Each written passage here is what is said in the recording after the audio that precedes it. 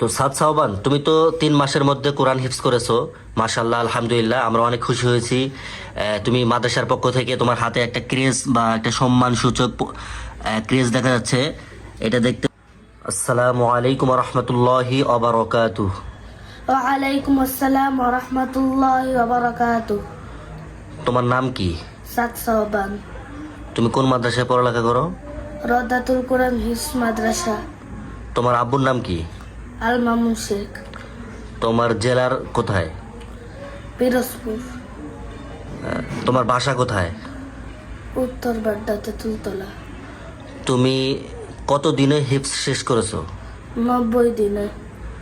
অর্থাৎ 3 মাসে তুমি হিফজ শেষ করেছো। জি। তুমি যে এটা 3 মাসের মধ্যে কোরআন হিফজ করছো, এটা তো বিরল ঘটনা, বা এরকম খুব খুব কম পাওয়া যায়। তো তুমি এটা এই অসাধ্য কিভাবে সাধন করতে পারছো? আল্লাহর রহমতে, কোরআনের মুজিজাত, আম্মুর প্রচেষ্টায়, আব্বুর উৎসাহে, ছোট হুজুরের ভালোবাসায় আমি এই জায়গায় আসতে পেরেছি।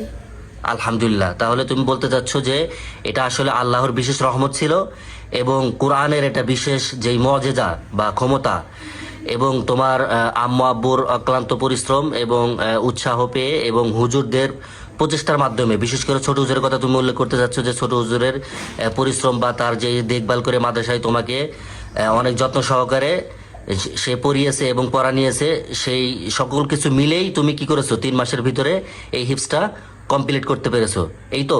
জি। তো সাদ সাহবান, তুমি তো 3 মাসের মধ্যে কোরআন হিফজ করেছো। মাশাল্লাহ, আলহামদুলিল্লাহ, আমরা অনেক খুশি হয়েছি।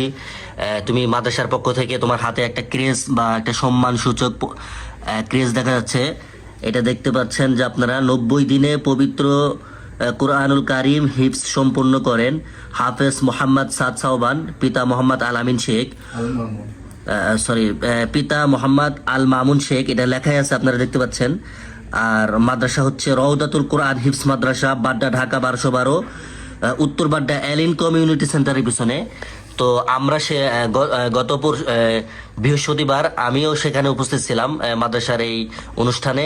তো আমি নিজেও এটা লাইভ করেছিলাম যে তুমি 90 দিনের ভিতরে কোরআন হিফজ করেছো। মাদ্রাসা পক্ষ থেকে তোমাকে সম্মাননা তুলে দেওয়া হয়, এবং বিভিন্ন আলেম ওলামাগণ উপস্থিত ছিলেন।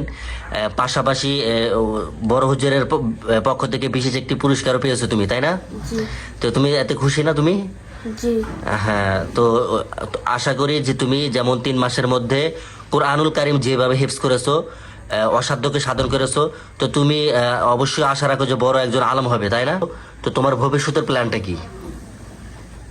আমি একজন বড় আলেম হতে চাই, এবং একজন চিকিৎসক হতে চাই, এবং দেশ ও মানুষের কল্যাণ কাজ করতে চাই। আলহামদুলিল্লাহ, মাশাআল্লাহ, তোমার এই মনের আশা আল্লাহ তাআলা পূর্ণ করুক। আমরাও দোয়া করি, এবং তোমার মা বাবা হুজুররা সহ সবাই আমরা দোয়া করব। তোমার যে মনের যে আশা আছে যে তুমি বড় হয়ে একজন বড় আলেম হবে, ভালো আলেম হবে, এবং দেশ ও মানবতার কল্যাণে তুমি সেটা কাজে লাগাবে, এবং দেশ ও মানবতার কল্যাণে তুমি সবার কাছে থাকবে, সবার পাশে থাকবে, সবাইকে নিয়ে এগিয়ে যাবে, তুমিও এগিয়ে যাবে, এবং তোমার সাথে এই ইসলাম এবং দেশও এগিয়ে যাবে ইনশাআল্লাহ। তো তোমার জন্য রইল শুভকামনা। তুমি যে অসাধ্য সাধন করেছো, এই জন্য তোমাকে আমাদের অন্তর থেকে প্রাণ ঢালা অভিনন্দন। তুমি ভালো থাকবে, তোমার আব্বা আম্মু এবং তোমার টিচারদের জন্য দোয়া রইল। ভবিষ্যতে কোনো এক সময় আরো বড় কোনো ইন্টারভিউ বা বড় কিছু অর্জন করে আমাদের সামনে নিয়ে আসবে, আমরা তোমার সাথে আবার দেখা করব।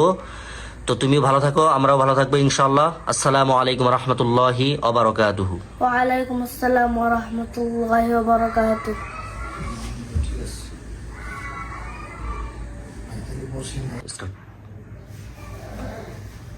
أعوذ بالله من الشيطان الرجيم.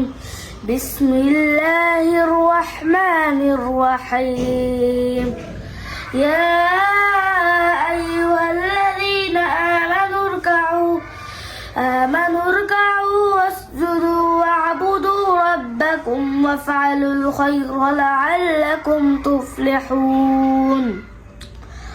وجاهدوا في الله حق جهاده هو اجتباكم وما جعل عليكم في الدين من حرج ملة أبيكم إبراهيم هو سماكم المسلمين من قبل وفي هذا ليكون الرسول شهيدا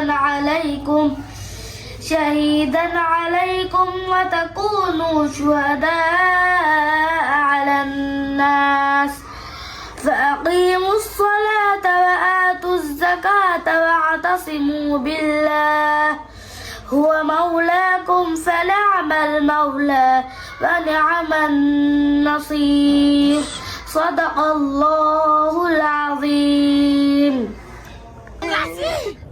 ভিডিওটি ভালো লাগলে লাইক কমেন্ট শেয়ার করে পাশে থাকুন।